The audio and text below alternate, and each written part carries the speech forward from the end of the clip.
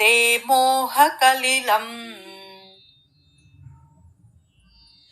बुद्धिर्व्यतितरिष्यति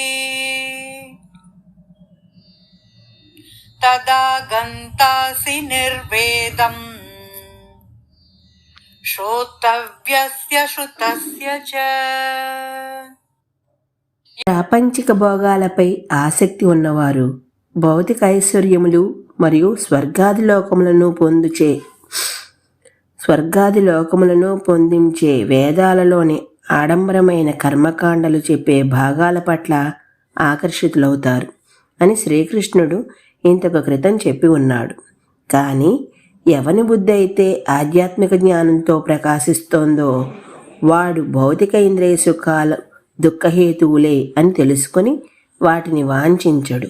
అలాంటి వ్యక్తికి వైదిక కర్మకాండల పట్ల ఆసక్తి పోతుంది. ముండకోపనిషత్తు ఇలా పేర్కొంటున్నది: కామ్యకర్మల ద్వారా పొందిన ఇహపరలోక భోగములు అనిత్యమైనవి మరియు దుఃఖముతో కూడుకున్నవి అని అర్థం చేసుకుని జ్ఞాన సంపన్నులైన మునులు వైదిక కర్మలకు అతీతంగా ఉంటారు. ఈరోజుకి ఇక్కడ ఆపుతున్నాను. మిగతాది రేపు చెప్తాను. అంతవరకు ధన్యవాదాలు.